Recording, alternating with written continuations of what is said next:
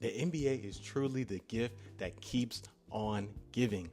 I plan to make this same exact video tomorrow, hoping that LeBron finally made his decision. That was kind of the main thing I was waiting on. And if Jaylen Brown got traded, I was still going to wait. I was still just going to wait for the LeBron decision. But in the spur of the moment and the surprise and just this deal, this Jaylen Brown deal traded to the Philadelphia 76ers.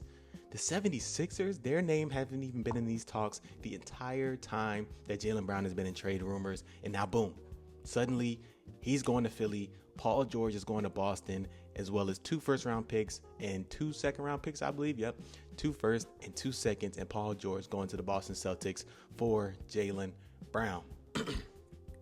Man.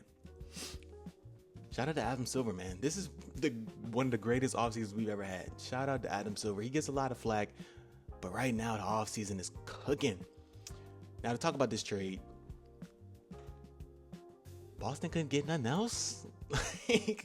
Boston couldn't get nothing better. Granted, I love Paul George, bro. One of my favorite players of all time. But he's what, almost 38, I believe. I think 36, 37. Obviously, he's had his injury history. He's coming off a not too bad season last year, but he missed the last 25 games of the last season, or he missed 25 games last season due to the drug thing or whatever he was doing. And you trade a Finals MVP, Jaylen Brown, who just basically carried your team to a 2 seed, while Jason Tatum was recovering from his Achilles. There's no way you couldn't get nothing else, bro. There's no way you couldn't get there. There's no way there was no better offer. Because I mean, at this point, if you wanted to trade Jaylen Brown, you may as well have included one of Hugo Gonzalez or Baylor Shireman in the trade for Giannis, and at least you have Jason Tatum and Giannis. Now at this point, I mean, it's just Jason Tatum. Like it's just him almost by himself, really. I mean, Derek White's still there, but he didn't have a great year. Peyton Pritchard, obviously he's a solid off the bench piece. They just did sign Mitchell Robinson, but offensively he's not going to give you much. So I mean, it's a lot of questions as to what Boston's thought process is and how they're going to go. I'm kind of expecting maybe like a reset year that last year was supposed to be. Maybe another reset year and kind of figure it out from there. But for the Philadelphia 76ers, this is a great job. Great job by that front office over there. I don't even think they have their GM yet. I believe Bob Myers is still helping them out. But amazing job on this trade right here. You get off the Paul George money, which is one of the worst contracts in the league. You only give away 2 first-round picks, which, I mean, with the team you got now, Maxey, VJ, Jaylen Brown, Joel Embiid, I believe they just signed somebody free agency. I can't remember exactly, but yeah, and then you get LeBaron Philon in the draft. I mean, your team is getting deeper, and it also got better, and you didn't give away too many assets. Only 2 first-round picks. That's really all I care about. The 2 second-round picks, they are what they are, but you're only giving up 2 first-round picks. Masterful work from that front office. And now you move with like I said, Maxey, VJ, Jaylen Brown, Joel Embiid. I mean, this is a scary lineup, just like similar to the LaMelo Ball trade. That makes their starting lineup really, really scary now. I don't know exactly who's going to be there for. I know Kelly Oubre is gone, and he went to the Indiana Pacers. He just signed with the Indiana Pacers not too long ago. But, I mean, you figure out that 4 spot. You have LeBaron Philon coming off the bench. You still have a couple young guys coming off the bench. So you can definitely be in contention to win the East for sure. Because, I mean, yeah, the East is getting tougher, but this is a really good closing lineup and starting 5 that you would have over there in Philly. And another one of the trades that I did not get to, Kawhi Leonard is headed back to Toronto for Brandon Ingram, Grady Dick, 2 first-round picks, a pick swap, and 2 second-rounders for the Toronto Raptors. Absolutely love it.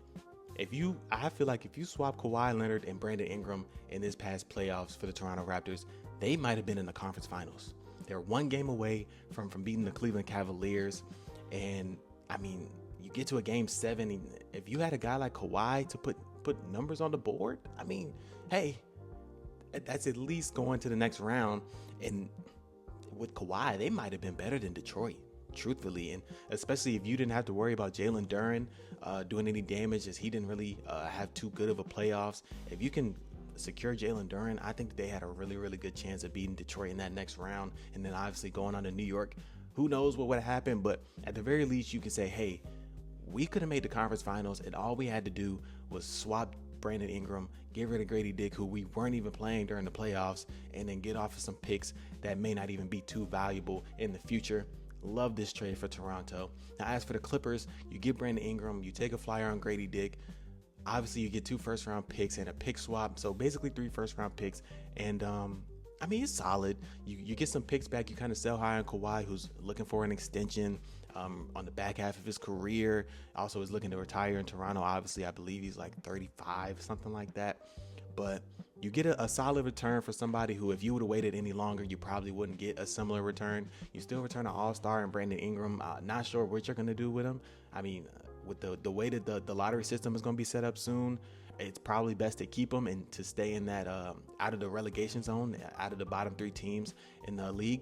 But solid get back for the Los Angeles Clippers, and I feel like their hands were kind of tied because, I mean, even if you keep Kawhi, you don't really see yourself as a contender. Obviously, you win the coin flip that was the Indiana Pacers trade, and you get pick 5. You get Keaton Wagler. You still have Darius Garland on the squad.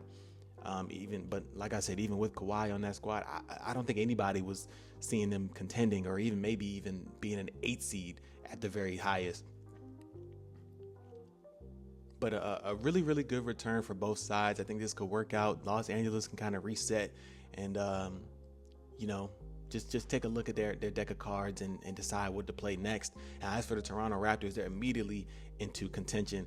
Now, this Kawhi trade makes me feel even worse about the Allen Graves pick, where you could have picked a Phylon, where you could have picked a big like a Senag. I believe Terrence Reed was still on the board. Like, you could have got some help in other areas, but obviously you don't really know that the Kawhi trade is going to happen at that point, so you just pick who you think is best player available. So I can't fault them for that. But overall, both of these teams, I believe, came out somewhat winners in this trade.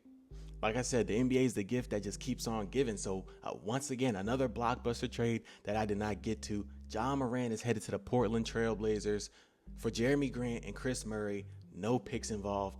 Another masterful trade from the Memphis Grizzlies front office. They are absolutely cooking in this offseason, and probably one of the most underrated offseasons so far, without even signing a free agent or trading for a big guy. Like, they're getting off of the money that they don't want, getting off the players they don't want, and they're recouping assets, and they're especially not having to give away a first-round pick to trade Ja. Great work for the Memphis Grizzlies. Now, as for the Portland Trail Blazers, I'm a little skeptical, but I'm also a little optimistic. Let me explain.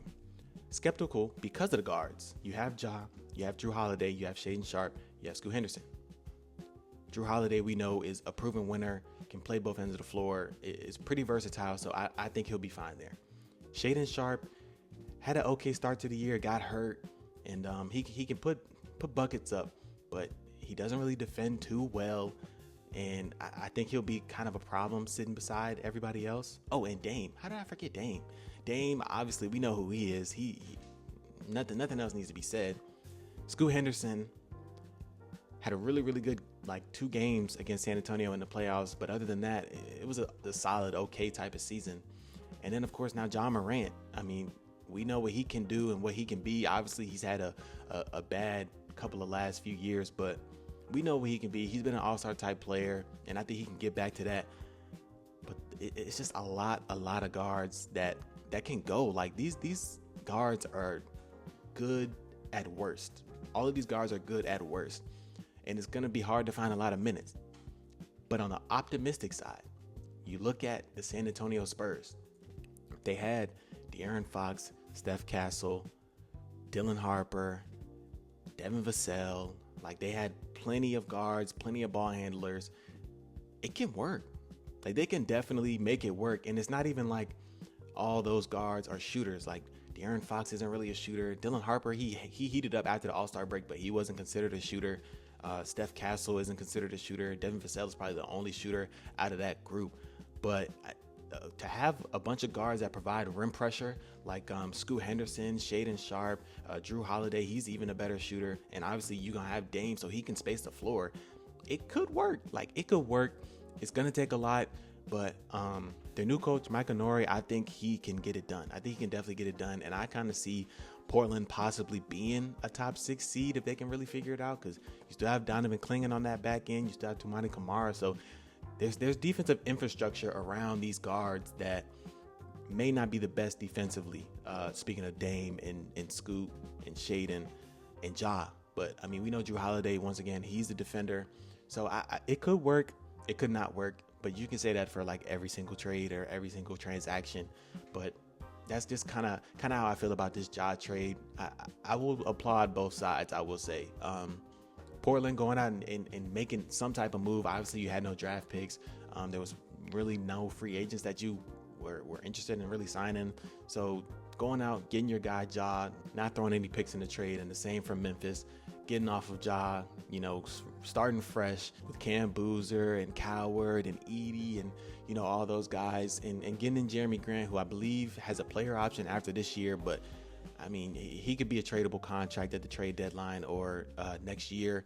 And then, of course, Chris Murray, he has a little bit of upside, but he's on the older side at the same time. So really, really, really good trade for both sides, I think. That is going to wrap up this video. I'm going to have a free agency recap video, so it's going to be a little bit more in depth, and we're going to talk about pretty much all the signings and all the deals. But I had to get this video out with the surprise nature of this Jaylen Brown trade, and had to talk about a little bit of things that I have kind of missed since my last video. I appreciate y'all for tuning in. I appreciate all the love I've been getting, the subs, the likes, all that. Love it. I appreciate y'all, and got plenty more coming. Got a lot of stuff planned. I was hoping to be at Summer League, but unfortunately I couldn't make it. But we still gonna make up for it with the content, and it's gonna be some really, really good stuff. But yeah, like I said, I appreciate y'all tuning in. If you like the video, make sure you like, comment down below, subscribe, turn that noti bell on, all the fixings, do all of that. It's been your boy Corey, man, and I'm out.